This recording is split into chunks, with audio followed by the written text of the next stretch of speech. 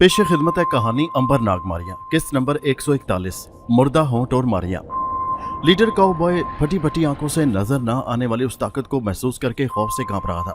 उसके माथे पर पसीने के कतरे इस कदर जल्दी जल्दी नमूदार हो रहे थे जैसे किसी ने माथे पर पसीने का लेप कर दिया हो।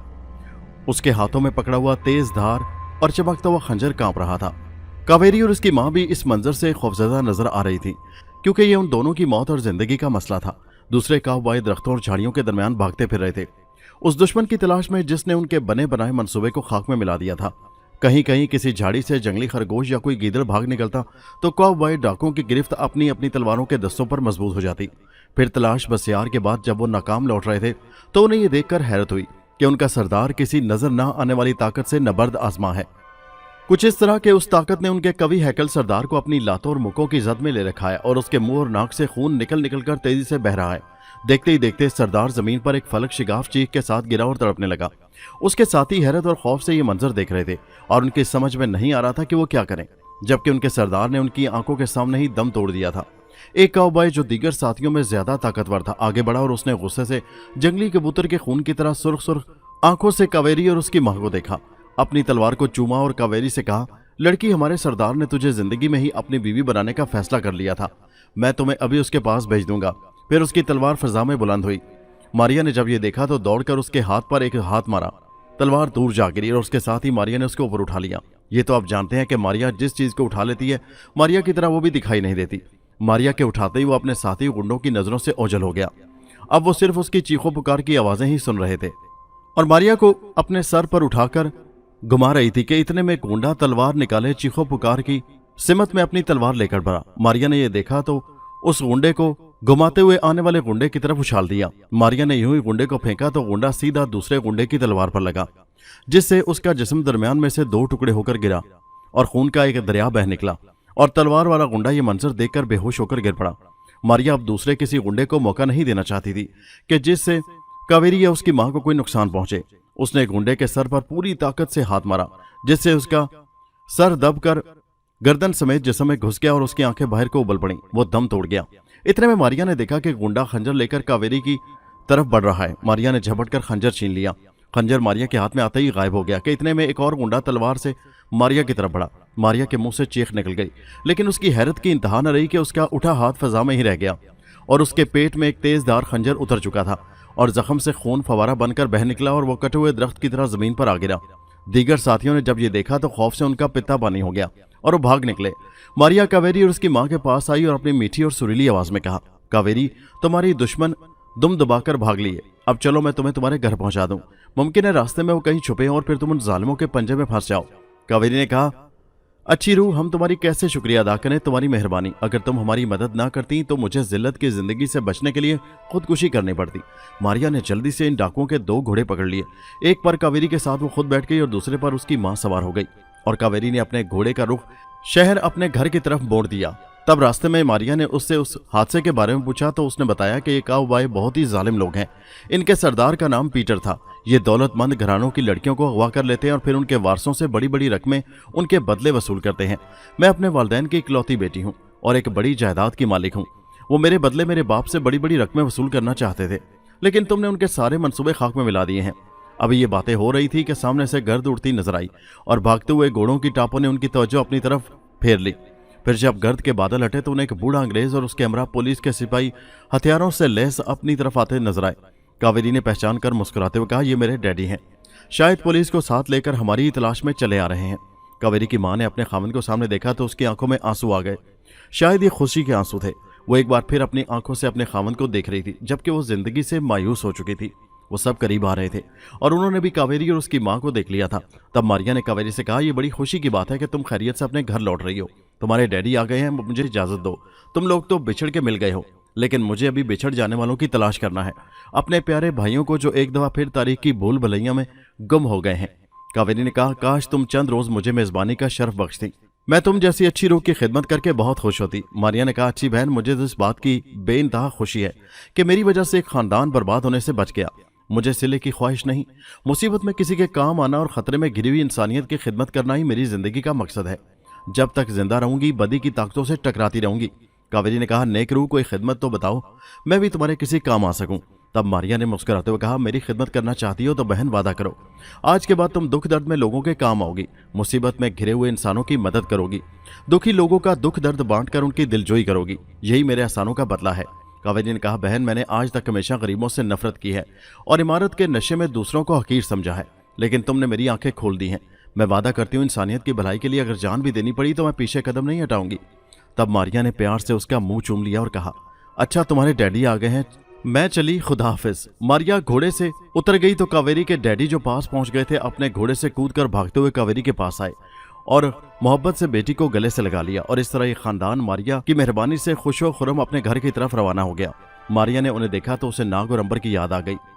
अंबर हिंदुस्तान की एक रियासत शिवनगर में हैरान और परेशान बैठा नाग और मारिया के मुतालिक सोच रहा था कि एक दफा फिर तीनों मिलकर बिछड़ गए। नकारों की आवाज सुनकर उसने उस समय देखा रियासत के ढंडोरची राजा का एक ऐलान सुना रहे थे। वहां का राजा एक अरसे से बीमार था, जिसके जिस्म पर आबले फूटते रहते थे और उनसे हर वक्त पानी बहता रहता था। दूर दूर से ऋषि वैद हकीम आकर इलाज करते, लेकिन अफसोस हर दवा नकारा साबित होती और वो जो बड़े बड़े दावे करते थे मुंह बसूरे लौट जाते। ये किस्म का कोड़ था जो राजा के जिस्म पर फूट निकला था। ढंडोरची ने वही पुराना ऐलान दोहराया कि जो कोई भी राजा के इस मर्ज को अच्छा कर देगा, राजा उसे आधी सल्तनत और अपनी बेटी यशोदा का रिश्ता देकर उसे दामाद बना लेगा। गरीब से गरीब और अमीर से अमीर इस लालच में रात दिन उस मर्ज की दवा तलाश करते फिर रहे थे, लेकिन राजा का मर्ज दिन ब दिन बढ़ता ही जा रहा था। अंबर ने यह ऐलान सुना तो राजा के महल की तरफ रवाना हो गया। अंबर अपने ध्यान में चला जा रहा था कि उसे रोने और शोरो गुगा की आवाजें सुनाई दी। उसके कदम आवाजों के ताकुब में तेज तेज उठने लगे। एक गरीब घर जो मामूली झंडियों वगैरह से सजा हुआ था, वहां एक बारात छोटे से सैन में बैठी थी। दूल्हा का बाप गुस्से में दुल्हन की मां पर बरस रहा था कि जब तक मेरी मर्जी के मुताबिक जहेज ना होगा बारात वापस तो जा सकती है, ये शादी नहीं हो सकती। दुल्हन की मां और दुल्हन का भाई बार बार दूल्हा के बाप के कदमों में अपने सर पटक पटक कर रहम की भीख मांग रहे थे कि हमारी इज्जत का जनाजा न उठाओ। दुल्हन की मां बार बार इल्तजा कर रही थी कि उसका खावंद अगर मर न जाता तो उनकी ख्वाहिश के मुताबिक जहेज देकर बेटी को रुखसत करती, लेकिन तकदीर ने ना सिर्फ उसका सहारा छीन लिया है बल्कि उसकी बच्ची भी यतीम हो गई है। अब तो उस बच्ची के अलावा 4 लड़कियां और भी जवान हैं जो जहेज ना होने की वजह से गीली लकड़ी की तरह सुलग रही हैं। दूल्हा के बाप ने बेटे का हाथ थाम कर बारातियों से कहा, चलो वापस चलें, ऐसे कंगालों से नाता करके हम क्या करेंगे। दुल्हन के भाई के हाथ जुड़े ही रहे। उसकी मां सीना को भी करती और इल्तजा ही करती रह गई, मगर बारात वापस लौट गई और खुशी की ये महफिल मातम कदा बन गई। अंबर को यह सारा मंजर देखकर बहुत दुख हुआ। सब लोग जा चुके थे, सहन सूना पड़ा था और अंदर दुल्हन बेहोश पड़ी थी। बाहर मां सकते के आलम में एक सतून से लगी खड़ी थी। जमीन पर बैठे हुए भाई की सिसकियां फजा में चीखों की तरह उभर रही थी। चूल्हों की आग बुझा दी गई थी और अब उनमें से धुआं उठ रहा था। जैसे सब कुछ जल जाने के बाद राख में से धुआं उठता है, ठीक उसी तरह धुआं इस घर के चारों तरफ फैला हुआ। अंबर के दिल में हुक उठी, ये इंसान जो दुनिया की हर शय में अफजल शुमार होता है अपने मकाम से कितना नीचे गिर गया है और हमदर्दी के नाम पर कोई भी शय इसके दिल के किसी गोशे में मौजूद नहीं। अंबर इस दुख को महसूस कर रहा था। उसने आगे बढ़कर दुल्हन के भाई रणधीर को गले लगा लिया और उसे बताया कि वो उसके बाप का पुराना दोस्त है जो अरसा दराज के बाद वतन लौटा है, मगर अफसोस तुम्हारा बाप मर चुका है। तुम मेरे भतीजे हो, मैं तुम्हारी मदद करूंगा। रणधीर ने आ भरकर कहा, चाचा जी आप देर से पहुंचे हैं, अब तो हमारी इज्जत का जनाजा उठ चुका है। अंबर ने तसल्ली देते हुए कहा, ऐसा ना कहो बेटा, लालची लोग इस काबिल नहीं होते कि उनसे रिश्तेदारी की जाए। जो आदमी इंसानियत से गिर जाए उसे नजरों से भी गिरा देना चाहिए। जो इंसान मुसीबत में किसी के काम ना आए वो इंसान नहीं पत्थर है जिससे सर तो फोड़ा जा सकता है, हमदर्दी की तवक्को नहीं की जा सकती। दोनों ने मिलकर दुल्हन की मां को संभाला, उसे तसल्ली देकर अंदर भेजा कि जाकर दुल्हन की खबर ले। बाहर रणधीर ने बताया, पिताजी ने राजा के कोड़ के लिए एक दवाई तैयार की थी। वो बहुत खुश थे कि राजा अच्छा होकर उन्हें बहुत सा इनाम देगा और वो अपनी बेटियों को ठाठ से ब्याह सकेंगे, मगर शायद किस्मत को यह मंजूर ना था। पिताजी की दवाई से राजा का कोड़ और बिगड़ गया और राजा जी ने पिताजी को दुश्मन का कोई जासूस समझकर कत्ल करवा दिया, क्योंकि साथ वाली रियासत ओधमपुर के महाराजा से उस राजा की पुरानी दुश्मनी चली आ रही है। पिताजी को कुछ कहने की मोहलत भी ना दी गई। अंबर ने रणधीर को तसल्ली देते हुए कहा, तुम फिक्र ना करो, मैं भी वेद हूं। मैं राजा का इलाज करूंगा और इनाम से मिली दौलत से तुम्हारी बहनों का ब्याह अच्छे खानदान में करूंगा। फ्रांस में नाग जिस आदमी का मुलाजिम हुआ था उसका नाम फिलिप था। नाग की छठी इसने उसे बता दिया था कि यह शख्स जो लाखों का मालिक है जरूर किसी पुरस्रार शख्सियत का मालिक है, और इसी इसरार का मालूम करने के लिए नाग उसके पास मुलाजिम हो गया था, क्योंकि वह जानता था कि स्याह रंग से मोहब्बत करने वाले रोशनी से कितने दूर होते हैं, क्योंकि स्याह रंग शैतान की अलामत है और सफ़ेद रोशनी बुजुर्गी और अल्लाह ताला के नूर का परतो है। वो रात को अपने कमरे में पड़ा उस नौकरानी के मुतालिक सोच रहा था जिन्होंने इशारे से उसे चले जाने के लिए कहा था। आसमान पर स्याह बादल छाए हुए थे जिससे सारा शहर तारीकी में डूबा हुआ नजर आ रहा था। तेज हवाएं अफरियतों की तरह चिंगारती चल रही थी। नाग पलंग से उठकर अपने कमरे से बाहर निकल आया। दरअसल उसे उसी नौकरानी की तलाश थी जिसने आते ही उसे खतरे से आगाह कर दिया था। वो कमरे से निकलकर राहदारी में आ गया और यहाँ से बगीचा पार करके वो नौकरों के कवाड़ों की तरफ जाना चाहता था कि बगीचे में उसे किसी की मौजूदगी का एहसास हुआ। नाग ने जल्दी से सांप की शक्ल इख्तियार की और रेंगता हुआ बाग में पहुंच गया। अब नाग को तारीकी में भी साफ दिखाई दे रहा था। कोई शख्स सर से पांव तक स्याह कपड़ों में एक सिमत बढ़ रहा था। नाग ने उसका पीछा करना शुरू कर दिया। स्याह पोश जल्दी ही बाग के दूसरे कोने में जिसे गुंजान दरख्तों ने छुपा रखा था उसमें गायब हो गया। नाग ने जल्दी जल्दी बाग को पार किया और उसी कोने की तरफ रेंगना शुरू कर दिया और जल्दी ही वो भी उन दरख्तों में पहुंच गया जहां स्याह पोश ने एक दरख्त के तने में लगी हुई एक मोटी सी कल को जोर से घुमाया। फिजा में गिड़गिड़ाहट हुई और सामने दीवार में एक खला पैदा हो गया। दीवार का एक हिस्सा एक तरफ हट गया जिसमें स्याह पोश दाखिल हो गया। इससे पहले कि दीवार फिर अपनी जगह पर वापस आकर उस खला को बंद कर दे, नाग ने भी जस्त लगाई और अंदर दाखिल हो गया। ये एक तारीक राहदारी थी जहां फासले फासले से मशलें जल रही थी। दीवारों का रंग स्याह था और बदबू से तमाम फिजा में ताफुन पैदा हो गया था जिसकी वजह से नाग को सांस लेने में दुश्वारी महसूस हो रही थी। फर्श पर चमगादड़ों की बीटें हर तरफ बिखरी पड़ी थी और कहीं उनके परों की फड़फड़ाहट की आवाज आ रही थी। स्याहपोश बगैर किसी मजामत के चला जा रहा था जैसे वह इस बात का आदी हो। आखिर एक दफा फिर उस राहदारी का मोड़ मुड़कर स्याहपोश नाग की आंखों से ओझल हो गया। नाग ने भी अपनी रफ्तार तेज कर दी और मोड़ मुड़ गया। आगे रोशनी काफी थी जिससे सारा माहौल नजर आ रहा था। स्याहपोश एक हाल में खड़ा था जहां पर एक बहुत बड़ी चमगादड़ का बुत खड़ा था और हैरत की बात यह थी कि बुत की आंखें अपने हलकों में तेजी से गर्दिश कर रही थी और उनसे रोशनी की शुआएं निकल रही थी। उनके कदमों में लातादाद इंसानी ढांचे पड़े हुए थे। नाग ने महसूस किया जैसे चमगादड़ की खौफनाक आंखें उसे घूर रही हैं, जैसे उसने नाग को देख लिया है। नाग जल्दी से मक्खी का रूप धार कर एक दीवार से चिपक गया। अब स्याहपोश ने अपने चेहरे से नकाब हटाया और नाग ये देखकर हैरान रह गया कि ये तो वही उसका मेजबान बकी वाला आदमी है जिसका चेहरा सुर्ख हो रहा था और वो आंखें झपकाए बगैर बड़ी चमगादड़ के बुत के सामने दो जानू हो गया। फिर उसने मुंह ही मुंह में कुछ पड़ा और कहा, ए बदी के देवता, ए शैतान आजम, ए शहनशाह जुल्मात, तेरा ये खातिम जिसे मरे हुए 100 साल हो चुके हैं और जिसे तूने फिर अपना नाम जिंदा रखने के लिए जिंदगी अता की है, तेरे मिशन को पूरी मेहनत से चला रहा है। आज इस शहर में तेरे पुजारियों की तादाद दिन ब दिन बढ़ रही है जो तेरे नाम पर जिंदा लोगों का खून पी पी कर दिन रात अपनी तादाद में इजाफा कर रहे हैं, क्योंकि तू जानता है जिस जिंदा शख्स के जिस्म में तेरे किसी पुजारी के दांत 4 मरतबा उतर जाएं और 4 मरतबा उसका खून पिया जाए, वो इंसान खुद भी मरने के बाद तेरी दी हुई जिंदगी से तारीक रातों में तेरा पुजारी बन जाता है। तेरी उम्मत में दिन ब दिन इजाफा हो रहा था, मगर जब से बड़े गिरजे में फादर माइकल आया है उसने हमारी राह में रुकावटें पैदा कर दी हैं। उसने शहर के हर घर के दरवाजे में सलीब लटकवा दी है और हर शख्स को तंबीह कर दी है कि अंजील को छोटे साइज में चांदी की तावीज़ बनाकर अपने गलों में डाल लें। तो खूब जानता है कि अंजील और सलीब के होते हुए हम अपना मिशन पूरा नहीं कर सकते, और जब खून ही ना मिले तो तेरे खादिम जिन्हें तूने दोबारा जिंदा किया है अपनी असली शक्ल से ढांचों में तब्दील हो जाते हैं, जिसका सबूत तेरे कदमों में पड़े हुए तेरे पुजारियों के ये ढांचे हैं। स्याहपोश एक दफा फिर चमगादड़ के सामने सजदे में झुक गया। फिजा में बिजली की गिड़गिड़ाहट पैदा हुई जिससे उस कमरे के दरो दीवार हिल गए। नाग ने महसूस किया जैसे जलजला आ गया हो। बाहर दीवारों से बलाओं के चीखने की आवाजें बुलंद होनी शुरू हो गई और फिजा में चमगादड़ों के परों की फड़फड़ाहट शुरू हो गई। नाग ने देखा दीवारों से छोटे बड़े चमगादड़ निकल निकल कर फड़फड़ाते फिरने लगे। यकायक चमगादड़ के बड़े बुत में हरकत पैदा हुई और आहिस्ता आहिस्ता उसके जिस्म के मुख्तलिफ हिस्सों में जुम्बिश हुई जो सर से लेकर पांव पर खत्म हो गई। अब बुत के बजाय एक खौफनाक किस्म का बहुत बड़ा चमगादड़ जिंदा हालत में मौजूद था। स्याहपोश सजदे में गिर गया। तब चमगादड़ ने बोलना शुरू किया। उसने कहा, ए मेरे बंदे, मेरे परस्तार, तेरे शैतान आज़म ने तेरी फरियाद सुन ली है। माइकल के पास बहुत सी रूहानी ताकतें हैं लेकिन वो तेरे शैतान आज़म का मुकाबला नहीं कर सकता। वक्ती मुश्किलात जरूर पैदा कर दी गई हैं, मेरी बात ध्यान से सुन। माइकल की ताकत छीनने के लिए तुझे एक ऐसे इंसान को तलाश करना है जिसका सारा जिस्म जिंदा है लेकिन उसके होंठ मुर्दा हैं। इससे पहले मैं तुझे उसके मुतालिक कुछ बताऊं, मैं प्यासा हूं, मेरी प्यास बुझा दे। स्याहपोश एक मरतबा फिर सजदे में झुका और उसने 3 मरतबा ताली बजाई और कुछ पढ़कर फूंक मारी।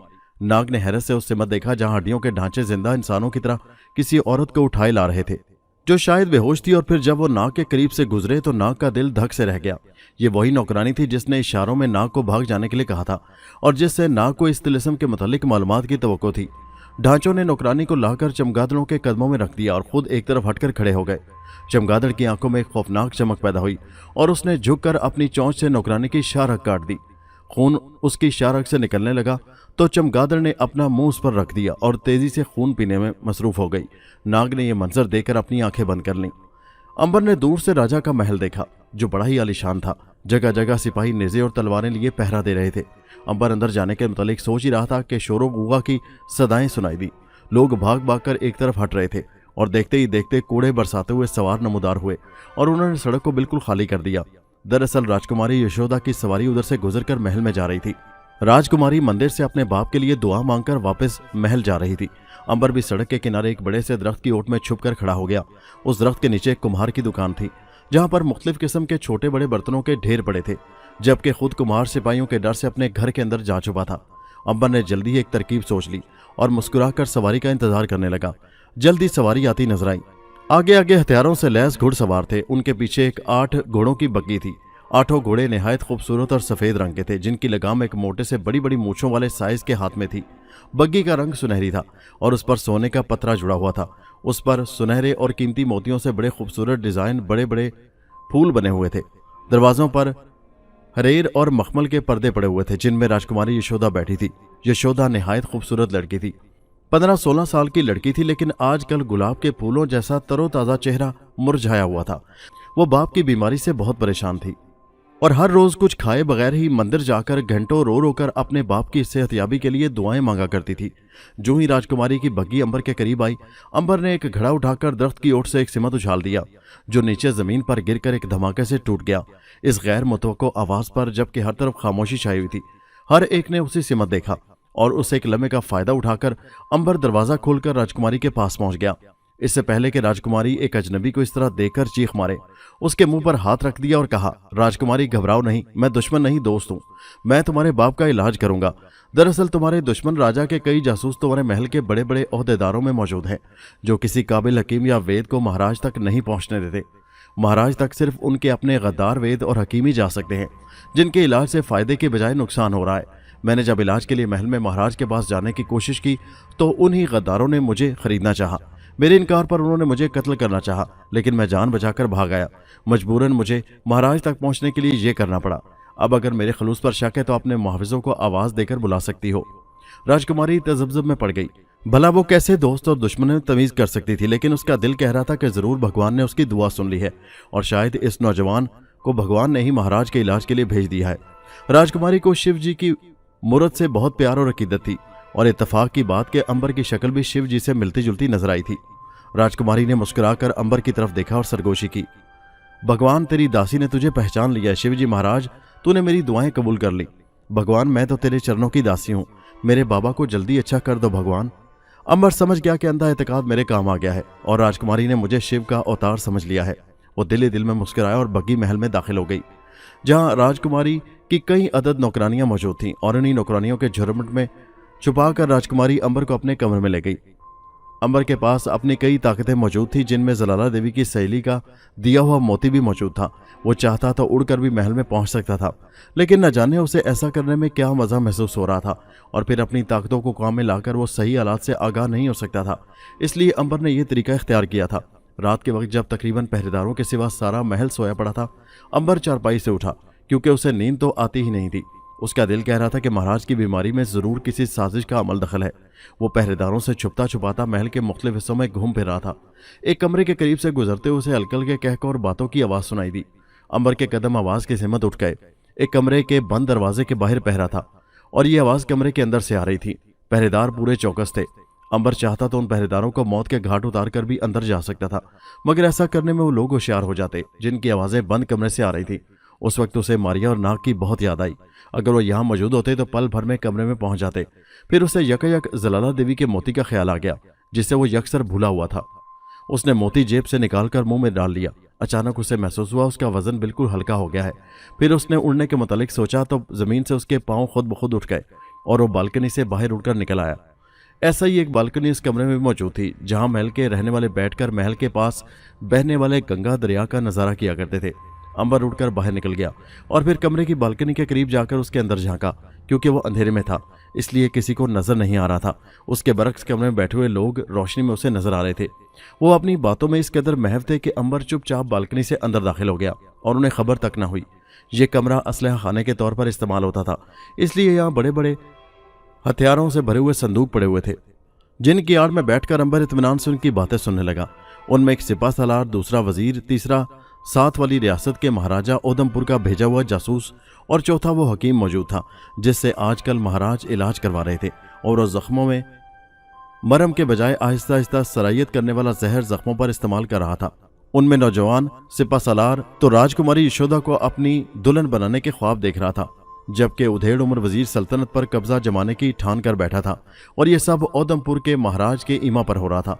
इस रियासत के राजा ने अपनी बेटी की शादी उधमपुर के राजा के बेटे से करने से इनकार कर दिया था, इसलिए उस राजा ने जासूसों के जरिए इस रियासत के राजा के वजीर और सिपा सलार को लालच देकर अपने साथ मिला लिया था कि वो वजीर को रियासत का राजा बना देगा और यशोदा की शादी सिपा सलार से कर देगा।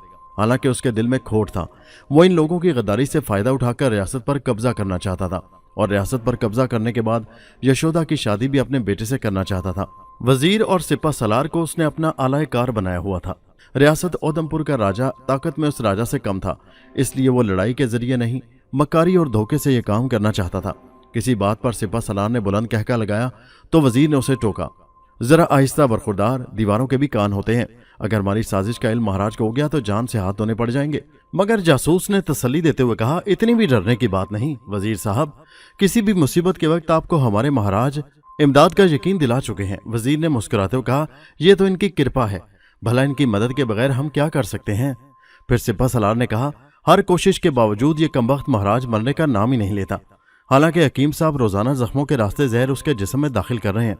वजीर ने कहा, मुझे तो डर है कि कहीं महारानी या कोई और वफादार खादिम किसी अच्छे समझदार हकीम या वेद को न ले आए जो जख्म देखकर सब कुछ समझ जाए। जासूस ने कहका लगाया और गिलास में बचा हुआ पानी अपने हलक में उतारते हुए कहा, धरती से लेकर आकाश तक कोई भी हकीम और वेद आ जाए, महाराज के जिस्म के जख्म अच्छे नहीं हो सकते। सब ने वजह जानने के लिए उसकी तरफ देखा, फिर उसने वो राज उगल ही दिया और सबको बता दिया। यह बीमारी एक इंतहाई खौफनाक जादूगर के जादू का असर है जिसका इलाज दवाइयों से नहीं हो सकता और जिसके लिए हमारे महाराज ने बड़े ही कष्ट काटे हैं, तब जाकर जादूगर तक रसाई हुई है।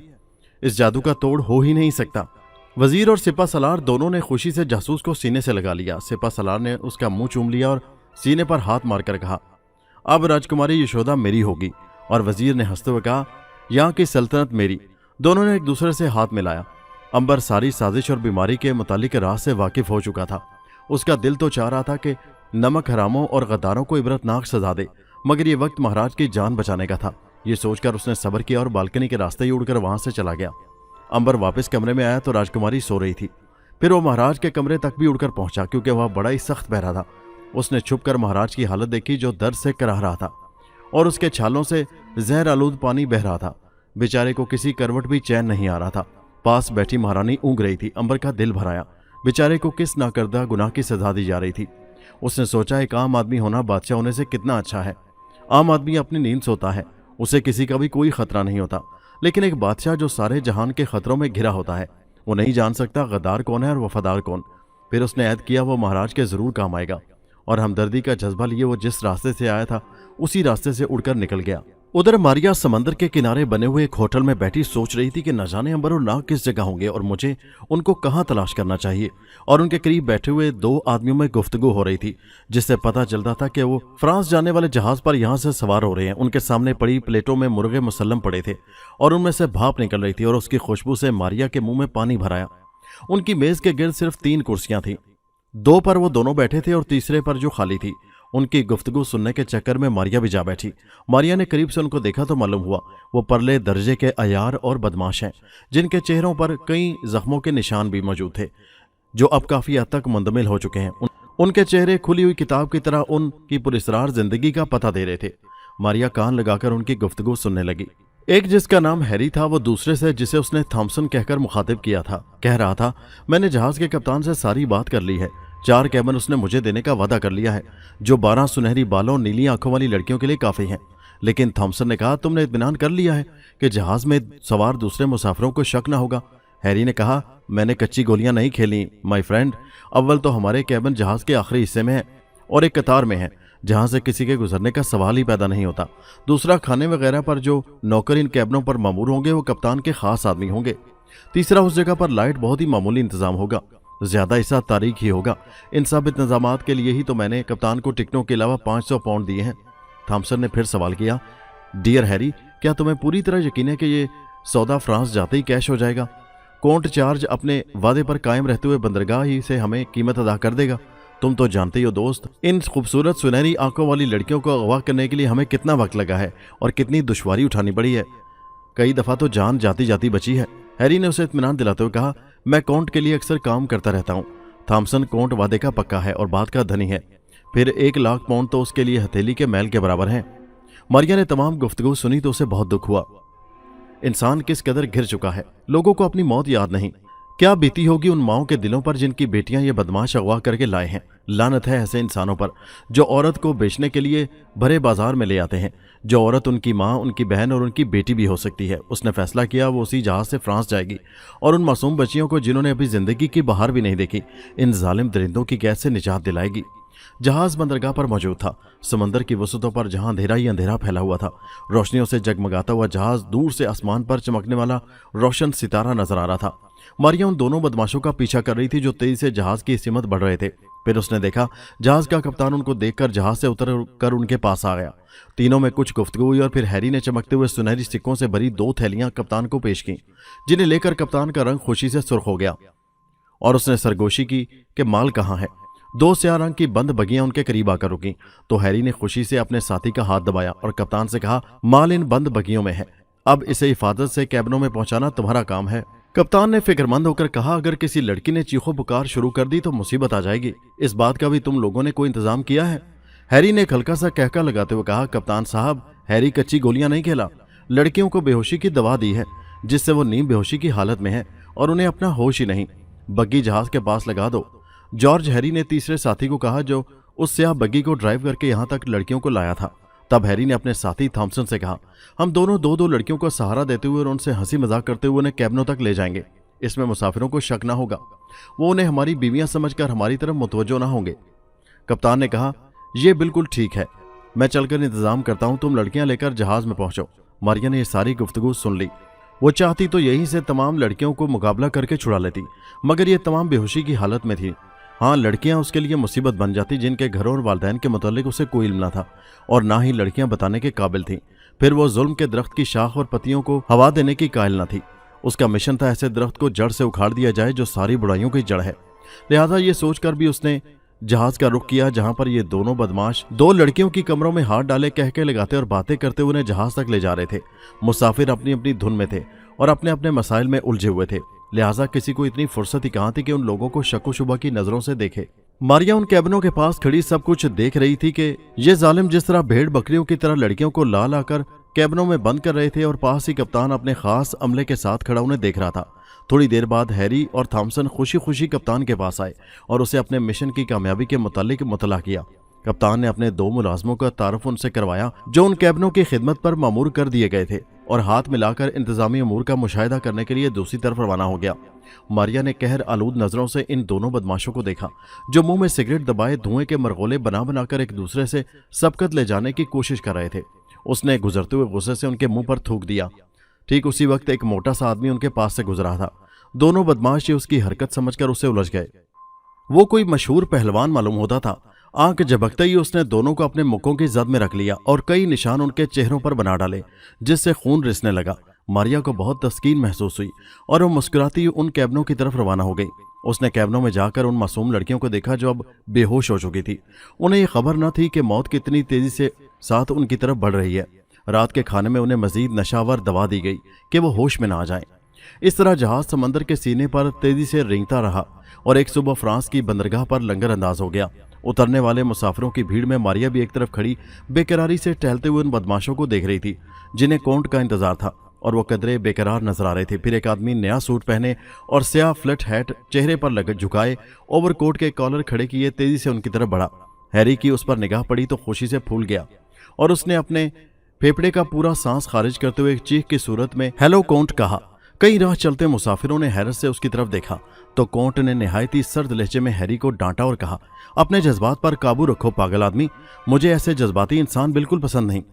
हैरी ने खिसियानी हंसी हंसते हुए माजरत की। कोंट ने कोई जवाब नहीं दिया बल्कि सवाल किया, माल कहाँ है? हैरी ने कैबिनों की तरफ इशारा किया। कोंट ने बड़ी रौनक से पीछे मुड़कर देखा और दूर खड़े 4 मुलाजमों को इशारे से बुलाया। वो भी स्याह रंग के सूटों में मलबूस थे और उन्हें हिदायत की कि माल लेकर फौरन पहुंच जाओ। फिर थॉमसन और हैरी ने कहा, तुम लोग इनके साथ ही बग्गी में आ जाओ, कीमत के लिए तुम्हें ज्यादा इंतजार नहीं करना पड़ेगा। मारिया ने नफरत से उसे जाते हुए देखा, जो बिल्कुल किसी भूत की तरह मशीनी अंदाज में दूर खड़ी स्याह रंग की बग्गी में बैठ रहा था। कौंट, मारिया ने होंठों को काटते हुए कहा, तो तुम हो बदी के वो दरख्त। फिक्र ना करो बच्चू, तुम सजा से नहीं बच सकते। उसने देखा कि कौंट के आदमी हैरी और थॉमसन के साथ मिलकर पहले वाले अंदाज में ही लड़कियों को ले जाकर एक स्याह रंग की बग्गी में बिठा रहे हैं, जिसमें स्याह पर्दे चढ़े हुए हैं, जिससे तारीकी में अंदर कुछ दिखाई नहीं देता। मारिया भी उस गाड़ी की तरफ बढ़ी और लड़कियों की स्पीड में अंदर घुस गई। ड्राइवर ने पिछला दरवाजा बंद किया और रासें संभालकर तेजी के साथ रवाना हो गया। आइए अब उधर नाग का हाल मालूम करें। आज फिर नाग कौंट का पीछा करते हुए शैतान के मंदिर में दाखिल हो गया। कौंट के 4 आदमी एक जंगली भैंसे को रस्सियों से जकड़े खींचते हुए ला रहे थे। कौंट चारों तरफ बिखरे हुए इंसानी ढांचों के दरमियान से गुजरकर बड़ी चमगादड़ के बुत के पास पहुंच गया, जिसके सारे जिस्म से कई जिंदा चमगादड़ें चिमटी हुई थीं। काउंट की आमद पर चमगादड़ों ने चीख चीख कर अपने पर फड़फड़ाने शुरू कर दिए। बुत के गिर्द चक्कर काटना शुरू कर दिया। नाग आज फिर मक्खी बनकर दीवार से चिपका ये सब कुछ देख रहा था। बैसा लाने वाले थोड़ी दूर ही खड़े होकर काउंट के हुक्म का इंतजार कर रहे थे। तब काउंट ने अपना सर चमगादड़ के बुत के सामने झुकाकर कहा, ए हमारे शहनशाह जुल्मात, ए शैतान आजम, तेरा परिस्तार तेरा दीदार चाहता है। एकदम मशलों की रोशनी मध्यम पड़ गई। फिजा पुरस्रार चीखों से गूंज उठी और हर तरफ चमगादड़ों ने चीखों पुकार से आसमान सर पर उठा लिया। दरो दीवार हिलने लगे और ऐसा दहशत अंगेज माहौल बन गया कि मुर्दों के ढांचे तक कांपने लगे। दूर खड़े जंगली भैंसे की आंखें भी खौफ से हलकों में गर्दिश करने लगीं और उसका मजबूत कवी जिस्म रस्सियों में जकड़ा कांपने लगा। उसके नथनों से निकलने वाला गर्म सांस तेजी से चलने लगा। काउंट के आदमी क्या, खुद काउंट भी कांप कर रह गया। उसके माथे पर पसीने के लेप होने लगे। बड़ी चमगादड़ के बुत की आंखों से खून बरसने लगा। फिजा में एक नाखुशगवार सी बदबू फैल गई। चमगादड़ के बुत में एक दफा फिर हरकत हुई और सर से शुरू होकर पांव पर खत्म हो गई। अब बुत के बजाय एक निहायत खौफनाक चमगादड़ अपने बड़े बड़े परों को फैलाए वहां खड़ा था, जिसके गले में कई सफेद, सुर्ख और काले फिनियर सांप अपने फन फैलाए लटक रहे थे और अपने नाग देवता की बू पाकर ताजीम में झुक रहे थे। चमगादड़ ने एक सांप पर अपनी चोंच मारी और मुंह खोलकर उसे खाना शुरू कर दिया। काउंट ने यह मंजर देखा तो डरते डरते कहा, शैतान आजम, मैं तेरी भेंट ये जंगली भैंसा लाया हूं, जिसे कई रोज फल और दूध पिला पिलाकर तेरे लिए तैयार किया है। तेरे हुक्म के मुताबिक 12 सुनहरी बालों और नीली आंखों वाली लड़कियां हासिल कर ली हैं। तब पहली मर्तबा चमगादड़ ने बोलना शुरू किया और कहा, ए हमारे वफादार गुलाम, मत घबराओ, मैं तुझे फादर माइकल की मौत का इसरार बता दूंगा। लेकिन देख, तेरे ये साथी और मेरे वफादार ढांचों की सूरत पड़े हैं, जिनको इस शहर के लोगों का खून मिलना बंद हो गया है। अनकरीब मेरा कहर फादर माइकल को फना कर देगा। शैतान अजीम है और लफानी ताकतों का मालिक है। माइकल एक मामूली राहब है और फानी इंसान है। तो फिक्र न कर, तेरा शैतान अजीम तुझे सब कुछ समझा देगा। पहले मेरी भेंट लाओ, ताकि इस खून से मेरे ये वफादार गुलाम भी फैज याब हो सके। काउंट ने आदमियों को इशारा किया तो उन्होंने भैंसे को रस्सियों से आजाद कर दिया। नाग को यह देखकर हैरत हो रही थी कि इतना ताकतवर भैंसा जो फल और दूध पर पला हो और जिसे काबू करने के लिए कई अदद रस्सियों की बंदिशें दरकार थीं। चमगादड़ की एक निगाह पड़ते ही अपनी जगह थर थर कांप रहा था। फिर चमगादड़ की आंखों से एक रोशनी निकलकर भैंसे पर पड़ी और वह आहिस्ता आहिस्ता खुद ब खुद चमगादड़ की तरफ चलने लगा, बिल्कुल लोहे की तरह, जिसे मकनातीस दिखाया जाए तो हरकत में आ जाता है। ऐसी कैफियत उस भैंसे की थी, जो चलकर खुद ब खुद चमगादड़ के सामने जाकर रुक गया। तब चमगादड़ ने अपने पर जोर से फड़फड़ाए और उन परों से 2 हाथ नमदार हुए, जिनमें चमकदार तलवारें पकड़ी हुई थीं। चमगादड़ ने दोनों हाथों से तलवारें भैंसे के जिस्म में उतार दी और खून के फवारे उसके जिस्म से उबल उबल कर जमीन पर गिरने लगे। फजा में एक दफा फिर बिजली सी कूद गई और चमगादड़ ने अपने पर फड़फड़ाए हाल में चक्कर लगाने लगी। नाग ने हैरत से देखा, इंसानी ढांचे जमीन से उठ खड़े हुए और भैंसे के गिर्द नाचने लगे और जमीन पर झुक झुक कर बहते हुए खून को चाटने लगे। एक जख्म पर बुत चमगादड़ ने भी अपना मुंह रख दिया और खून पीना शुरू कर दिया। खून का ढांचों के अंदर जाना था कि उन पर गोश्त की तह जमना शुरू हो गई और वो जिंदा इंसानों की तरह हाथों में छुरियां पकड़े और उनसे भैंसे के जिस्म पर जख्म लगाकर खून चूसना शुरू हो गए। हाल में फड़फड़ाती हुई चमगादड़ें भी उनके जिस्म से अपनी तेज चोंचें गाड़ कर गोश्त नोचना शुरू हो गईं। भैंसा खून खत्म हो जाने पर जमीन पर गिर पड़ा तो उन लोगों ने अपनी छुरियों से उसका गोश्त काट काट कर खाना शुरू कर दिया और देखते ही देखते उसे चट कर गए। तब एक गरजदार आवाज हाल में गूंजी और शैतान ने कहा, मेरे गुलामों, अपने शैतान आजम की पूजा करो और इसके हजूर सजदा करो, जिसने तुम्हारे लिए रिज़्क़ का बंदोबस्त किया और तुम्हें एक बार फिर जिंदा कर दिया। सारे ढांचे जो अब इंसान बन चुके थे, अपनी बेहद खौफनाक चेहरों के साथ सजदे में झुक गए। जो इंसान जिस हालत में मरा था उसी हालत में मौजूद था। जो तलवार के जख्म से मरा था उसके सीने में तलवार का जख्म मौजूद था। कई आदमियों के चेहरे मस्क हो चुके थे और कई एक की जुबानें कुत्तों की तरह बाहर लटक रही थी। वो हल्का बनाकर नाच रहे थे और शैतान की पूजा के गीत गा रहे थे। जबकि काउंट भी अब सजदे में गिरा हुआ था। आखिर शैतान ने अपनी गरजदार आवाज में काउंट को मुखातिब किया, ए मेरे गुलाम, तेरा शैतान आज़म माइकल राहब के रब से किसी सूरत भी ताकत में कम नहीं। ये अल्फाज अभी शैतान की जुबान से अदा ही हुए थे कि जोर से बिजली चमकी और ऐसा महसूस हुआ जैसे बिजली इस इमारत को जलाकर राख कर देगी। लेकिन शैतान ने जल्दी से अपना हाथ बढ़ाकर बिजली को पकड़ लिया, जिससे उसका पूरा जिस्म शोले की सूरत दहकने लगा। उसने आसमानी बिजली को अपने अंदर जज्ब कर लिया था। क्योंकि शैतान आग से बना हुआ है, लिहाजा ये आग उसे जला नहीं सकती। अगर वो ऐसा ना करता तो ये हाल अब तक जल के खाक हो चुका होता।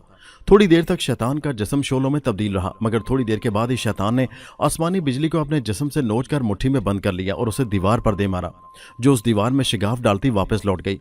इस वाकया पर एक दफा फिर सारे पुजारी सजदे में गिर गए। शैतान ने कोंड को मुखातिब किया, ए मेरे पुरस्तार, आज ही रात शाही कब्रिस्तान जा, जिसके तहखाने में डेविड खानदान के बादशाहों के ताबूत पड़े हैं, जिसमें सबसे बड़ा ताबूत उस खानदान के बानी डेविड मोर का है, जो कई मन सोने का बना हुआ है। तुझे उस ताबूत तक पहुंचना है। फिर उस ताबूत का ढकना उठाकर देख, अब वहां डेविड के ढांचे की जगह 12 सरों और 12 हाथों वाले राक्षस जबल तौस का जिस्म नजर आएगा। फिर उसने अपना स्याह हाथ बाहर परों से निकाला, जिसमें एक अंगूठी थी, और उसे कोंट को देते हुए हिदायत की, अंगूठी उसके जिस्म पर सर से पांव तक फेर देना। राक्षस जबल तौस की रूह आसमानों से इस जिस्म में वापस आ जाएगी। उसके 12 मुंहों के लिए 12 भेंट तुझे देनी होगी।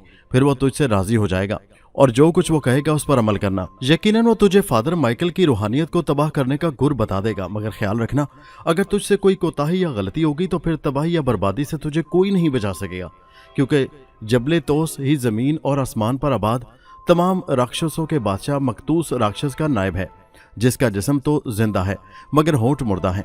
खुदा के शान में गुस्ताखी करने पर मकतूस राक्षस, जो मेरा हमराज और दोस्त था, उसके होंठ क़यामत तक के लिए बेजान कर दिए गए हैं। वो होंठों से बोल नहीं सकता, सिर्फ नाक से आवाज़ निकालकर बात करता है।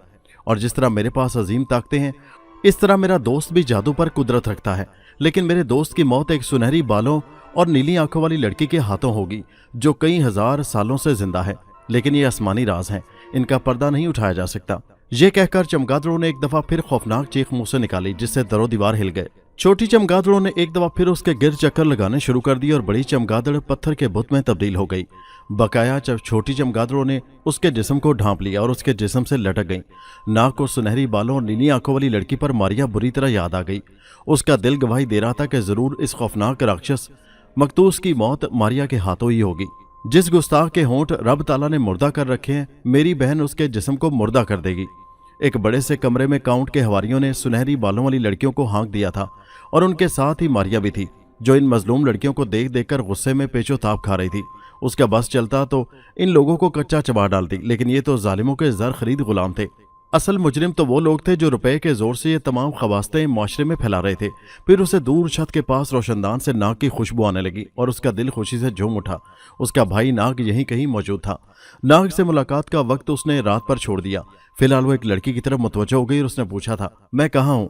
मारिया उसके पास गई, जो अपनी हालत पर सिसकने लगी थी।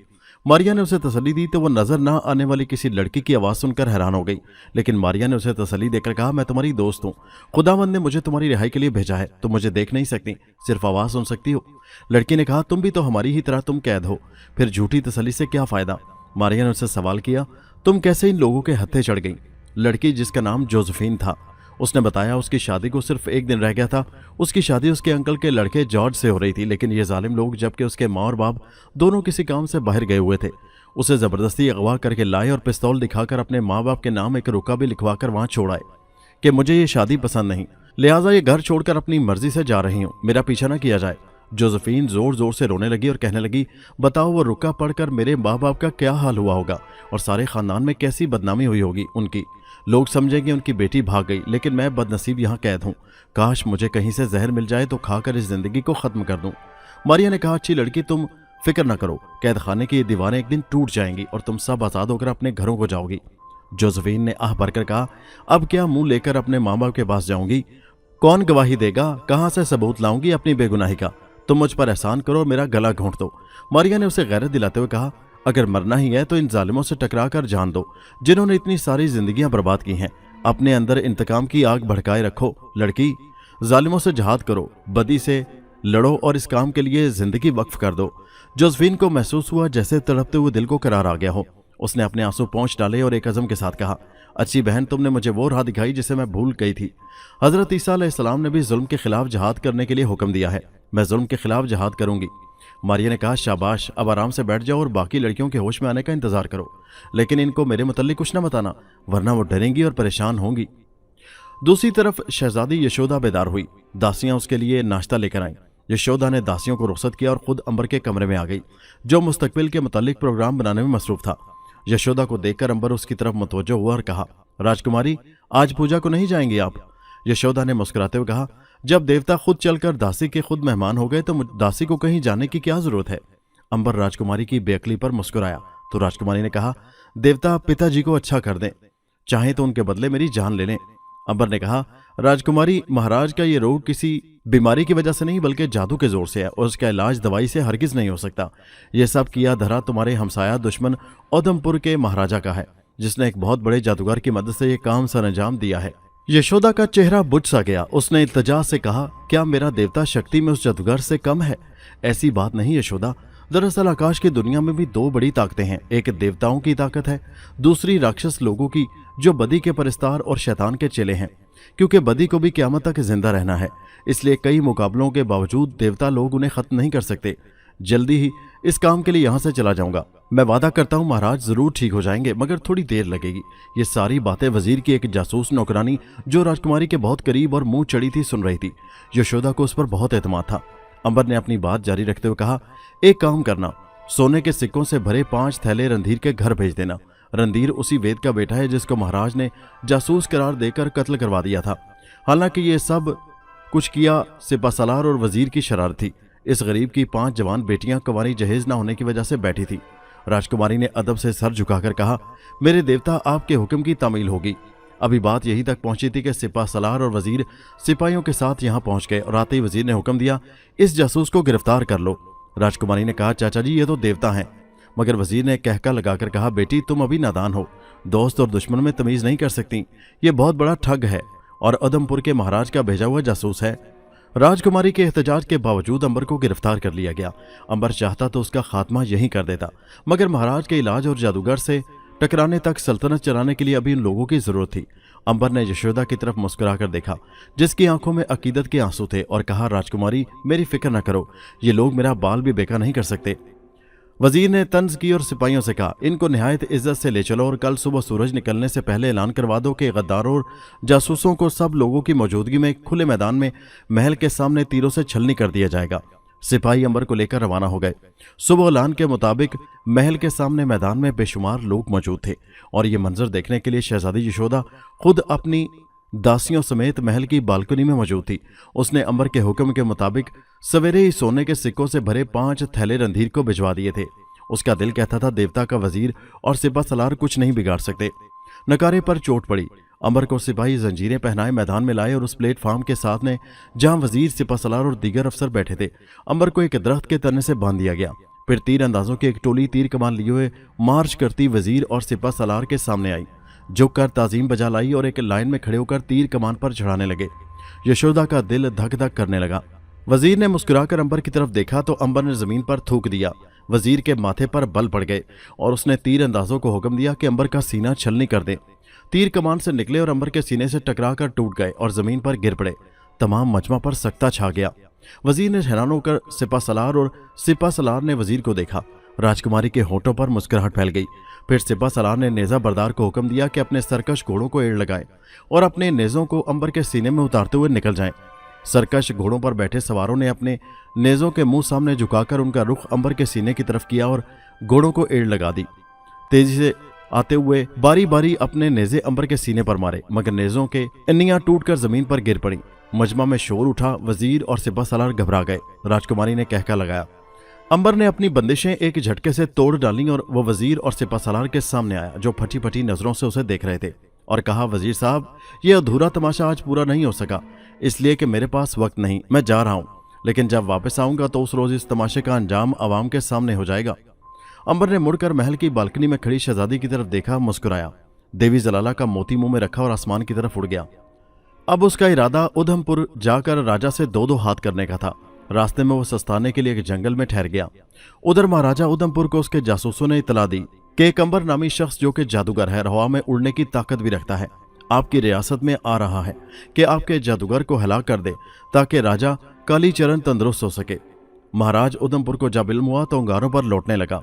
101 नौजायद बच्चों की कुर्बानी देकर जो उसने महाजादूगर मजमर और उसके शागिर्द मस्तूर को राजी किया था, उसने जादू करवा के अपने दुश्मन राजा कालीचरण को जिस्म के कोड़ में मुब्तला किया था, उसे ये कुर्बानी रायगां जाती नजर आई। उसके जासूसों ने अपनी आंखों से देखा, सारा माजरा बयान किया तो राजा ने माता शेरांवाली के पुजारी महापंडित गुंजाल देव की कुटिया में हाजिरी दी और इल्तिजा की कि आपकी वसातत से जो कुर्बानी मैंने दी थी, एक शोभदाबाज अंबर उसका तोड़ करके मेरी मेहनत पर पानी फेरना चाहता था। मेरा दुश्मन उसे ठीक करना चाहता है, जिसकी मौत का मैं इंतजार कर रहा था। वो परिंदे की तरह उड़ा है, आप अपनी शक्ति से उसे गिरफ्तार करके मेरे हवाले कर दें। मैं उसकी बोटियां भूखे शेरों के आगे डलवा दूंगा, तब जाकर मेरे शरीर की आग ठंडी होगी। महागुरु गंजाल देव, जो काला भजंग, लंबूतरे मुंह, घनी पलकों, तोते की तरह लंबी और मुड़ी हुई नाक, मोटे मोटे होंठ, सांप की तरह गोल और बेखौफ आंखें, गुंजान पलकें जिनमें सफेद और काले बाल आंखों पर ठहर रहे थे, सर पर न्योले को बिठाए जो उनकी लंबी और घनी चोटी में अपना मुंह छुपाए सो रहा था। गुस्से में राजा की बातें सुनता रहा और फिर उसने एकदम वहशत में आकर राजा को हाथ से रोक दिया। फिर अपने थैले से एक बहुत बड़ी इंसानी खोपड़ी निकाली, उसके साथ इंसानी टांगों की 2 हड्डियां भी निकालीं।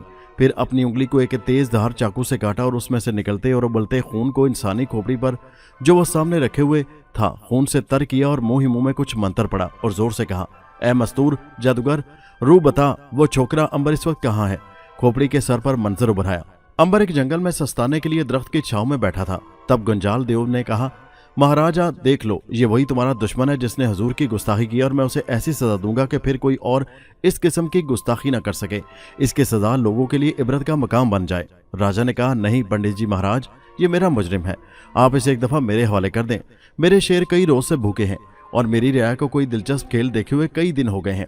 आप कृपा करें और इस मूर्ख को बांधकर मेरे हवाले कर दें। तब गुंजाल देव ने कुछ पढ़कर फूंका।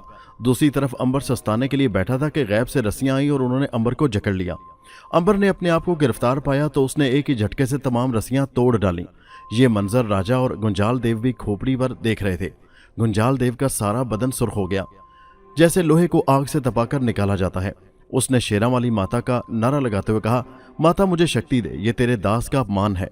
फिर उसने हाथ झटका तो एक निहायत खौफनाक किस्म का देव, जिसके जबड़ों पर गोश्त नहीं था और उसके एक तरफ नोकीले लंबे और खूंखार दांत झांक रहे थे, नाक भी गायब थी, सिर्फ उसकी हड्डी नजर आ रही थी, जिसने उसकी शक्ल को बहुत डरावना कर दिया था। दोनों आंखें अपनी जगह की बजाय माथे पर लगी थी। गले में इंसानी हड्डियों के कई हार पड़े थे। हाथ में एक ताज़ा बच्चे का कटा हुआ सर था जिसका मगज खाने में वो मसरूफ था और मुंह से मगज के साथ साथ खून भी टपक रहा था। उसका ऊपर का धड़ इस किस्म का था और नीचे का धड़ जानवर का था, 4 टांगे और चौड़े चौड़े खुर। सर पर बालों की जगह बारीक बारीक और लंबे लंबे सांप लहरा रहे थे। सामने हाजिर हो गया और झुक कर कहा, क्या हुक्म है आका। तब गुंजाल ने गुस्सा से कहा, जा और उस मगरूर छोकरे अंबर को गर्दन से पकड़कर जिंदा हाजिर कर। देव गायब हो गया और गुंजाल देव ने फिर खोपड़ी में देखना शुरू कर दिया। अंबर उस जंगल से रवाना होना ही चाहता था कि सामने से देव नमदार हुआ और खौफनाक किस्म का कहका लगाते हुए कहा, अबे ओ छोकरे, चल, मेरे गुरु ने तुझे बुलाया है, अपनी गर्दन मेरे हाथ में दे दे। अंबर को ये तौहीन आमेज अल्फाज बहुत बुरे मालूम हुए और उसने कहा, आगे आ जा और मेरी गर्दन हाजिर है, इसे पकड़ ले। देव आगे बढ़ा और एक हाथ से अंबर की गर्दन पकड़ ली। तब अंबर ने जोर का एक हाथ उसके हाथ पर मारा और खटाक से उसकी हड्डी टूट गई और बांह झूल गई। देव के मुंह से चीख निकल गई, लेकिन देखते ही देखते एक दूसरी बांह वहां से निकल आई। इस तरह अंबर ने कोई 10 दफा उसके हाथों की हड्डियां तोड़ी और हर दफा एक नया हाथ उसकी जगह निकला था। तब अंबर ने पूछा, तू कौन है और मुझे किसके हुक्म से गिरफ्तार करने आया है। देव ने कहा, उधमपुर रियासत के गुंजाल देव जो शेरांवाली माई के पुजारी हैं, उसी के हुक्म से मैं गिरफ्तार करने के लिए ले जाने आया हूँ। अंबर ने सोचा कि ये सारा किया हुआ उधमपुर के राजा का है, जरा उसके भी दीदार हो ही जाए तो अच्छा है। तब उसने एक जस्त लगाई और देव की पीठ पर सवार हो गया और कहा, ए गुलाम, हम किसी मुजरम की तरह से नहीं, शक्ति में बराबर होने के नाते शान से तेरे आका के सामने जाएंगे, हमें अपनी पीठ पर लाद कर ले जा। अंबर की बाहों का शिकंजा इतना मजबूत था कि देव समझ गया, ये बला मेरे बस की नहीं, बेहतर यही है गुरुजी खुद इसको सजा दें, फिर मुझे तो हुक्म ही इसे जिंदा लाने का है, पीठ पर लाद कर ही सही। तब जानवर नुमा देव ने अंबर को पीठ पर लादे ही दौड़ लगाई और नजरों से गायब हो गया। 1 मिनट में वो उसे गुंजाल देव और राजा के सामने लिए खड़ा था। गुंजाल देव ने कहका लगाया और कहा, गुस्ताख लड़के, अब अपनी सजा के लिए तैयार हो जा, मेरा एक मामूली नौकर तुझे उठा लाया है। अंबर ने कहा, गुंजाल देव, तुझे नजर नहीं आता कि तेरा ये देव मुझे गिरफ्तार करने के बजाय अपनी पीठ पर लाद कर लाया है। तू और तेरा ये राजा अदमपुर गरूर में अंधे हो रहे हैं, मगर हमेशा याद रखो, गरूर का सर नीचा ही होता है। बता तू क्या चाहता है? गुंजाल ने कहा, मेरा राजा अपनी राय को एक खेल दिखाना चाहता है। इसके शेर 2 रोज से भूखे अपनी खुराक का इंतजार कर रहे हैं।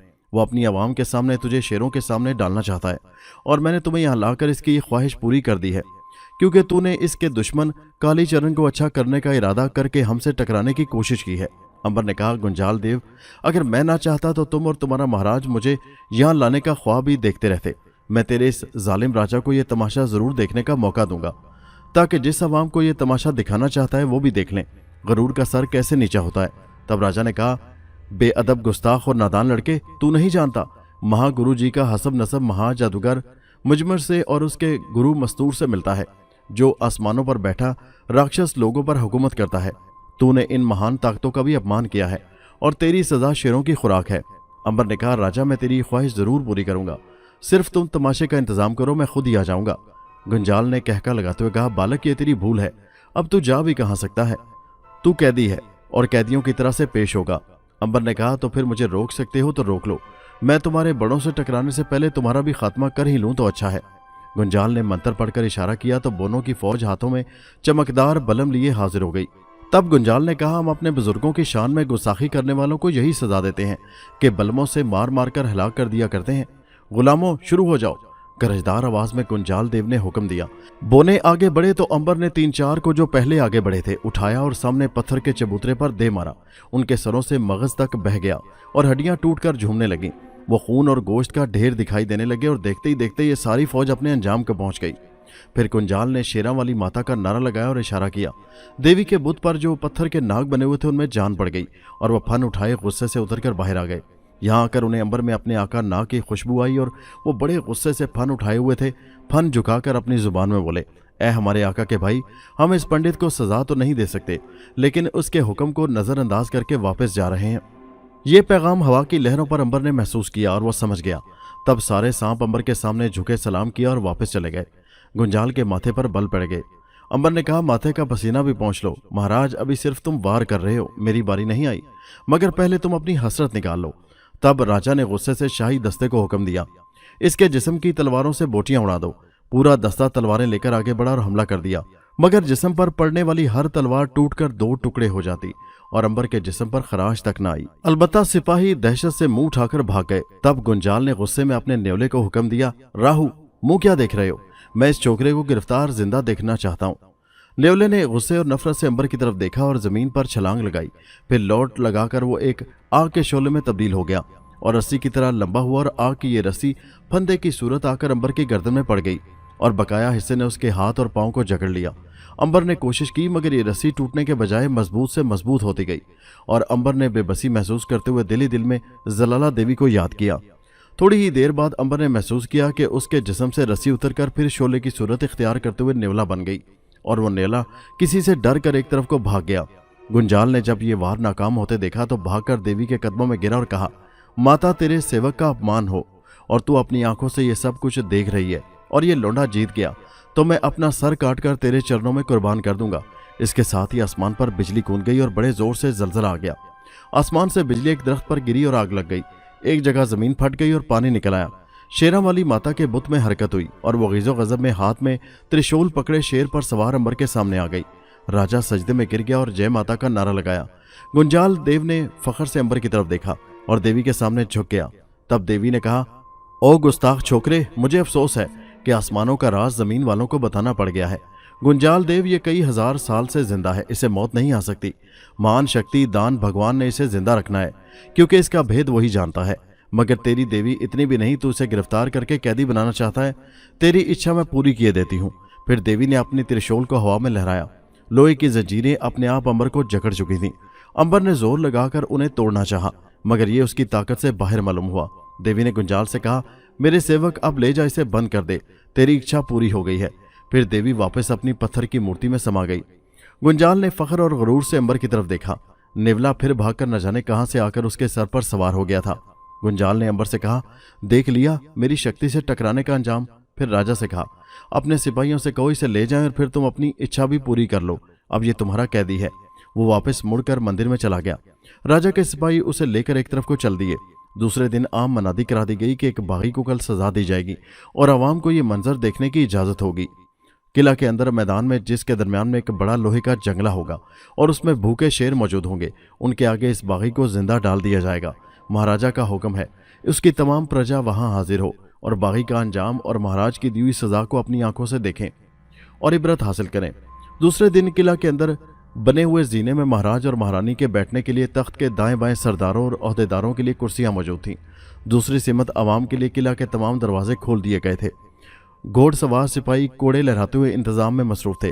मैदान में तिल धरने की जगह न थी। सारी रियासत के लोग मौजूद थे। तब बिगलों की सलामी हुई, जिससे राजा की आने का पता चला। हर सर राजा के सामने झुक गया और राजा फख्र के साथ अपनी महारानी और अपने वलीअहद के साथ महल के दरवाजे से गार्ड के हमरा निकले और आकर तख्त पर बैठ गया। राजा के बैठते ही तमाम सरदारों और अहदेदारों ने भी कुर्सियां संभाल लीं। तब राजा के हुक्म से शेरों के मुहाफिज ने 12 शेरों को पिंजरे से आज़ाद कर दिया और वो धाड़ते हुए लोहे के जंगले के अंदर निकल आए। फिर दूसरे इशारे पर एक बंद पिंजरा मैदान में लाया गया, जिसके अंदर अंबर बंद था और उसे शेरों के दरमियान लाकर रख दिया गया। सारे शेर आदमी को देखकर पिंजरे से पर झपट पड़े, क्योंकि वो भूखे थे। शेर चारों तरफ से धाड़ते हुए पिंजरे के गिर्द आ चुके थे। अंबर ने उन्हें देखा और कूद कर पिंजरे से बाहर आ गया। एक शेर उस पर झपटा और अपने हाथ का वार अंबर पर किया, मगर अंबर का जिस्म लोहे का बना हुआ था और शेर अपना नाखून तोड़वा बैठा और धाड़ता हुआ जमीन पर बैठ गया। दूसरे शेर ने हमला किया और अपने मुंह में अंबर को पकड़कर अपने दांत उसके जिस्म में गाड़ने चाहे। दांत टूटकर मुंह में आ गए और खून मुंह से बहने लगा। राजा समझा ये अंबर का खून है। वो बहुत खुश हुआ, लेकिन शेर ने उसे छोड़ दिया और जमीन पर बैठ गया, जहां शेर अपने पंजे को चाट रहा था, जिसके नाखून टूट गए थे। अंबर ने दोनों शेरों को दुमों से पकड़ा और उठाकर जमीन पर दे मारा। शेरों की हड्डियां टूट गईं और वो मुर्दा कुत्तों की तरह जमीन पर घिसटते हुए एक तरफ भागे। फिर इसी तरह बारी बारी दूसरे शेरों का भी यही असर हुआ। फिजा दादो तहसीन से गूंज रही थी और अवाम बहादुर इंसान की तारीफ कर रहे थे, लेकिन राजा बहुत परेशान था। उसने फौज के बेहतरीन दस्ते को, जो हबशियों पर मुश्तमिल था, हुक्म दिया, अपने नेज़े इसके सीने में उतार दें। हबशी अपने लंबे लंबे नेज़े लेकर मैदान में कूद पड़े, लेकिन एक नेज़ा भी अंबर के जिस्म को जख्म न लगा सका, बल्कि उनकी अन्नियां या तो मुड़ गईं या टूट गईं। फिर हबशी बहादुर सिपाही हथियारों के बगैर ही उससे लिपट गए, मगर थोड़ी ही देर में उनका अंजाम शेरों से भी बुरा हुआ और मैदान में गोश्त और खून का ढेर बनकर रह गए। राजा गुस्से और खौफ से थर थर कांप रहा था। तमाम दरबारी भी डर रहे थे कि यह कौन सी बला है जिसने इंसान का रूप धार रखा है। तब अंबर लोगों की दाद वसूल करता हुआ राजा के सामने आया और कहा, मेरी बात याद रखना राजा, गरूर का सर हर दौर में नीचा हुआ है और रहेगा। तकब्बुर इंसान की हलाकत का सबब बन जाता है। बदला लेने का जुनून इंसान को कहीं का नहीं रहने देता। काली चरण एक नेक दिल और अच्छा इंसान है, उससे दुश्मनी के बजाय दोस्ती कर लो, यही तुम्हारे लिए बेहतर है। राजा ने कहा, अपनी वक्ती फतह पर खुश ना हो अंबर, अभी तो बड़ी बड़ी महान ताकतें पड़ी हैं जिनके सामने तेरी हैसियत एक चिऊंटी सी है और वह तुझे मसल कर रख देंगी। हमारी दुश्मनी की राह से हट जा। मेरे और काली चरण के दरमियान आने वाली हर दीवार गिरा दी जाएगी। अगर तू अपनी गलती मानकर मेरी राय के सामने मेरे आगे सर झुका दे और वफादारी का वादा करे तो मैं तुझे बड़े से बड़ा ओहदा देने के लिए तैयार हूं। अंबर ने नफरत से कहा, तेरी मुलाजमत, तुझ जैसे आदमी के पास बैठना भी गुनाह है। तब राजा ने देखा कि पंडित गुंजाल देव एक तरफ से निकलकर पास आया और एक मंत्र पढ़कर अंबर की तरफ फूंका। एक दरवाजे से बदमस्त हाथी चिंगारता हुआ नमोदार हुआ, जिसके 4 हाथ भी थे और उनमें खतरनाक हथियार पकड़े हुए थे। हाथी जब अंबर की तरफ बढ़ा तो अंबर ने अपनी पूरी ताकत से उसकी सूंड पर अपना हाथ मारा। हाथी की सूंड उससे अलग होकर उसी तरह गिर पड़ी जैसे उसे तलवार से काटा गया हो। हाथी सूंड अलग होने पर और ज्यादा बेफर गया और बड़े गुस्से के साथ अंबर की तरफ बढ़ा। हाथी जब अंबर के करीब आया तो अंबर एक तरफ हट गया। उसके पीछे गुंजाल देव खड़ा था। हाथी ने जोर से उसे टक्कर मारी तो वो लड़खड़ाता हुआ नीचे गिर पड़ा। उसके गिरते ही हाथी ने उस पर अपना पांव रख दिया, जिसके वजन से उसका जिस्म कई टुकड़ों में तकसीम हो गया। हाथी फिर अंबर की तरफ बढ़ा। अंबर कूदकर हाथी पर सवार हो गया और उसके कानों को मजबूती से पकड़ लिया। हाथी बड़ी कोशिश करता रहा कि वो अंबर को नीचे गिरा दे, लेकिन ऐसा न कर सका। हाथी थक कर जरा रुका तो अंबर ने उसके दोनों कान छोड़कर दोनों हाथ उसके सर पर पूरी ताकत से मारे। अवाम ने और राजा ने देखा कि हाथी का सर चकनाचूर हो गया है और उससे गाढ़ा गाढ़ा खून और मगज बह निकला है और हाथी धड़ाम से नीचे गिरा। इस असना में अंबर हाथी से कूद चुका था। राजा ने जब ये सूरत देखी तो दौड़कर अंबर के कदमों में गिर गया और माफी मांगने लगा और अंबर से वादा किया कि वो राजा कालीचरण की दुश्मनी छोड़कर दोस्ती करेगा और अपनी रियाया को खुश रखेगा। मगर ये सब उसका फरेब था। वो दिल दिल में इरादा कर चुका था कि अंबर ने माफ कर दिया तो अपनी दुश्मनी राजा से भी और अंबर से भी रखेगा और बदला जरूर लेगा। अंबर ने राजा को जो गिड़गिड़ाते देखा तो उसे माफ कर दिया और खुद वहां से चल दिया। उधर गुंजाल देव के हलाक होते ही राजा कालीचरण का कोढ़ अच्छा हो गया और वह तंदुरुस्त हो गया। आइए अब हम नाग की तरफ चलते हैं। कौंट ने आज पहली मर्तबा नाग को बुलवाया और कहा, मैं अनजाने दुश्मनों में फंसा हुआ हूं। मुझे चंद जानिसार और वफादार साथियों की जरूरत है, ऐसे नमक हलाल जो सिर्फ मेरा हुक्म माने, ख्वाह वो कैसा ही क्यों ना हो। उसकी वजह ना पूछें, क्योंकि मैं जिन हालात से गुजरा हूं उनमें खून खराबा भी होगा, इस राह में जादू भी चलेंगे और तलवारें भी। मैं अपने वफादारों को सोने में तो तोल सकता हूं, लेकिन उनकी किसी बात पर हुक्म अदूली बर्दाश्त नहीं कर सकता। तुम मुझे एक बहादुर और निडर शख्स नजर आए थे, इसलिए तुम्हें अपने हमरा ले आया। आगे तुम्हारी मर्जी है, तुम जाना चाहो तो इस घर के दरवाजे खुले हैं, साथ देना चाहो तो खजानों के मुंह तुम्हारे लिए खोल दूंगा। नाग जो सब कुछ अपनी आंखों से देख चुका था, भला उस जालिम को जिंदा छोड़कर कैसे चला जाता। उसने झुककर ताजीम बजा लाते हुए कौंट से कहा, कई पुश्त से हमारा पेशा सिपागरी है, जान चली जाएगी, वफादारी पर हर्फ नहीं आएगा। कौंट ने मशीनी अंदाज में अपने मेज की दराज से सोने से भरी थैलियां निकाली और नाग के सामने फेंकते हुए कहा, यह कदरदानी का पहला इनाम है। आज ही रात हमें एक खतरनाक काम के लिए रवाना होना है, तैयार रहना। मारिया कमरे से निकलकर नाग की तलाश में बाहर आ गई, क्योंकि खाने में कौंट के हवारियों ने बेहोशी की कोई दवा मिला दी थी, जिसे खाकर एक दफा फिर लड़कियां बेहोश हो गई थी। जब लड़कियां बेखबर होकर बेहोश हो गईं तो मारिया आराम से पथरीली दीवारों से निकलकर नाग की खुशबू की तरफ होली। दूसरी तरफ नाग एक कमरे में बैठा रात के मुतालिक प्रोग्राम बना रहा था कि उसे मारिया की खुशबू आई। उसने मुस्कुराते हुए कहा, मारिया बहन तुम हो? मारिया ने कहा, मैं तो कल से यहाँ हूँ और एक गोरख धंधे में उलझी हुई हूँ। नाग ने मुस्कुराते हुए कहा, हम लोगों की तो जिंदगी ही गोरख धंधों में गुजर रही है, ये तो कोई नई बात नहीं। शायद तुम सुनहरी बालों वाली लड़कियों के मुतालिक कह रही हो। दोनों हंसने लगे। फिर मारिया ने कहा, लड़कियों की बुरी हालत है, मैं तो इन लोगों को सजा देने के लिए यहाँ चली आई हूँ, मुझे क्या खबर कि आप भी यहाँ मौजूद हैं। नाग ने हंसकर कहा, मौजूद नहीं, साजिश में भी शरीक हूँ और आज ही रात किसी मार्के में कौंट के साथ जा रहा हूँ। मारिया ने कहा, मैं भी आपके साथ जाऊंगी, बड़ी मुश्किल से आपसे मिले हैं, अभी तो अमर भाई को भी तलाश करना है। नाग ने कहा, फिक्र मत करो, हम तो कई हजार सालों से मिलते और बिछड़ते चले आ रहे हैं, मगर आज रात मुझे अकेला ही जाने दो, हालात बहुत संगीन है। मुख्तसर तौर पर यह समझ लो, काउंट शैतान का वो चेला है जिसे मरे 100 साल हो चुके हैं। एक खूनी शैतान है और इस शहर में एक बड़ी जमात इन लोगों की मौजूद है जो जिंदा इंसानों का खून पी रहे हैं। मगर चंद रोज से गिरजे का पादरी माइकल जो नया नया यहाँ आया है, अपनी रूहानी ताकतों से इनके काम में हायल हो गया है और ये लोग उसे खत्म करना चाहते हैं। इसलिए मैं काउंट के साथ तन्हा जाऊंगा, इसलिए कि अगर कोई चाल है तो इसमें दोनों क्यों फंसे। एक को तो बाहर मदद के लिए रहना चाहिए और फिर तुम्हारा मिशन तो इन मजलूम लड़कियों की हिफाजत और रिहाई है, इसलिए भी हमें साग में हाथ नहीं डालने चाहिए। वक्त मिले तो फादर माइकल से जरूर मिलो, वो तन्हा ये जंग लड़ रहा है, हो सके तो उसकी मदद भी करो। मारिया ने कहा, यह बिल्कुल ठीक है, मेरे पास अभी वक्त है, मैं फादर माइकल की तरफ जा रही हूँ। मारिया नाग को सोचता छोड़कर चली गई थी और नाग आने वाले हालात पर सोच विचार करने लगा। फादर माइकल गिरजे के कमरे में बैठा इंजीले मुकद्दस का मुतालिया कर रहा था कि अचानक उसे किसी खुशबू का एहसास हुआ और फिर खुद ब खुद उसके होंठों पर मुस्कुराहट फैल गई। उसके चेहरे पर इबादत और रियाजत की वजह से नींद के खुमार में डूबी हुई आंखों में खुशी की झलक उद आई थी। उसने मुलायमत से कहा, अच्छी बची मारिया, अपने होली फादर माइकल के पास चली आओ, मैं तो कई रोज से तेरा इंतजार कर रहा था। आज जबकि बदी की सारी ताकतें इकट्ठी हो रही हैं, मेरे मरहूम उस्ताद ने मुझे बताया था कि ऐसे कठिन वक्त में मेरी मदद के लिए सदियों की जिंदा जावेद बेटी मारिया इस जहाद में शिरकत के लिए जरूर आएगी। ये शहर शैतान के चेलों से भरा पड़ा है। बेटी हजरत मसीह अलैहिस्सलाम ने मुझे ख्वाब में बशारत दी है कि जाओ माइकल, शैतानों के इस शहर में खुदावंद के नाम पर जहाद करो। खुदा ने यह भी इरशाद किया था, शैतान का दस्ते रास मकतूस जादूगर जिसके होंठ खुदा की शान में गुस्ताखी की वजह से मुर्दा हो चुके हैं, 10,000 साल की उम्र के बाद तेरे हाथों मारा जाएगा। ये फैसला आसमानों पर अजल से लिखा जा चुका था। मारिया ने कहा, ए मुकद्दस बुजुर्ग, आप जैसे जाहिद और आबिद हस्तियों के होते हुए मेरी क्या मजाल है। हाँ, इस नए काम में जहाद करने के लिए मैं भी आई हूँ।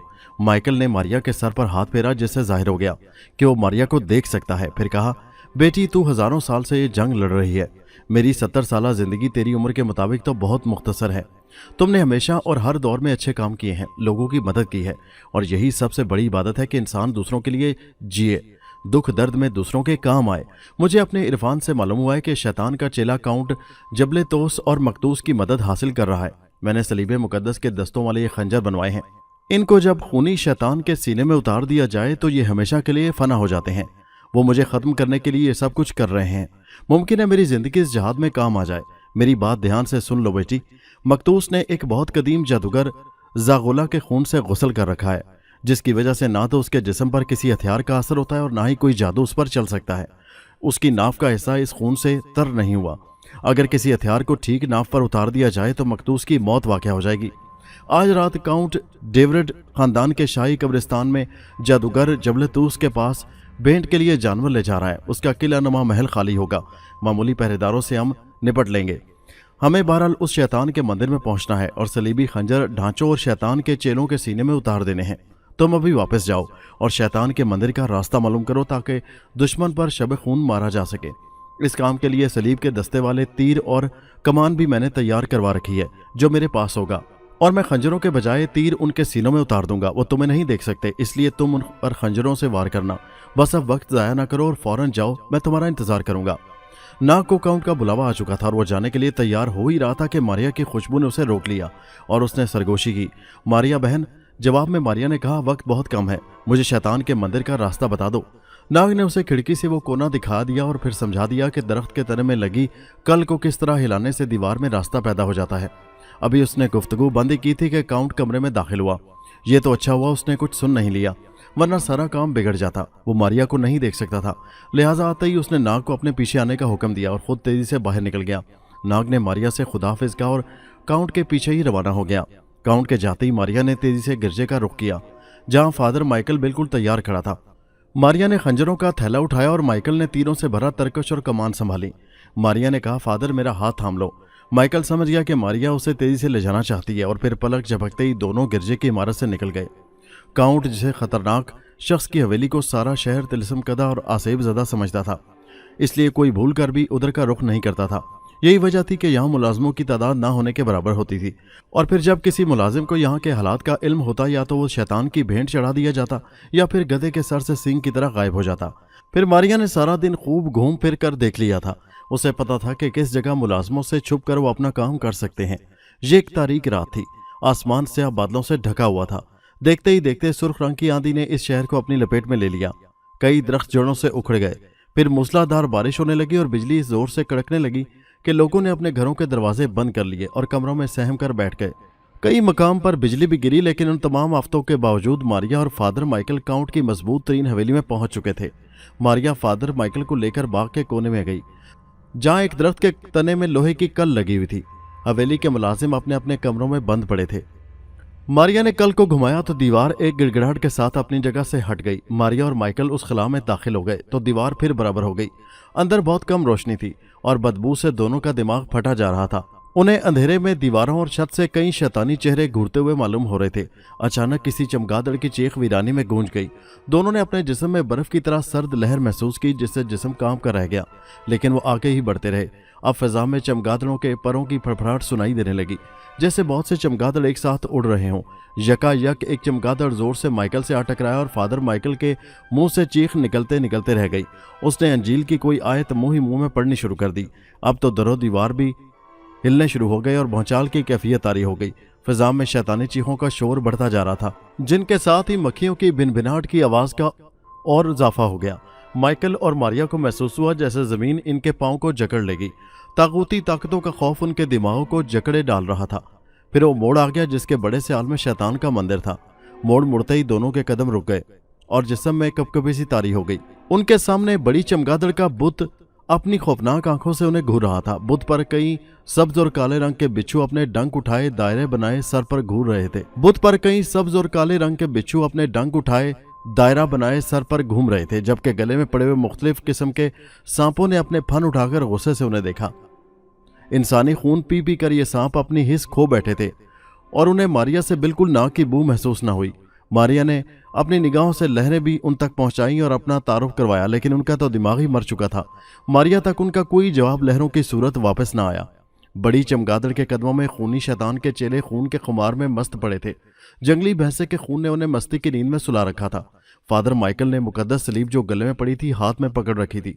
सैकड़ों चमगादड़ अपनी भयानक चीखों से सोने वालों को बेदार कर रहे थे, लेकिन खून की खुमारी और फिर उन चीखों के आदी होने के सबब कोई भी बेदार होने के लिए तैयार न था।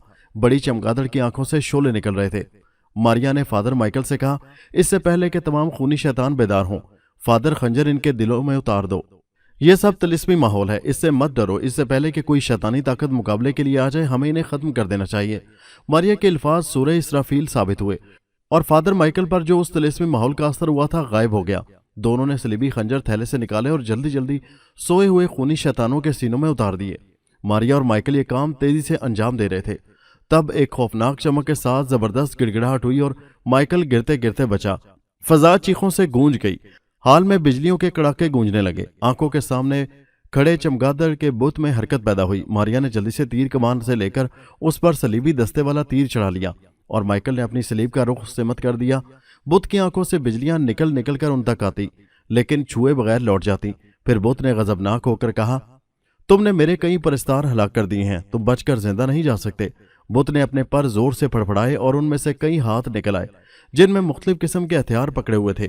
मारिया ने तीर बुत की तरफ मारा, लेकिन शैतान ने अपने परों की आवाज से उसका रुख मोड़ दिया और तीर एक उड़ती हुई चमगादड़ के जिस्म से पार हो गया। अब चमगादड़ ने जस्त लगाई और वो फादर माइकल के सामने पहुंच गया।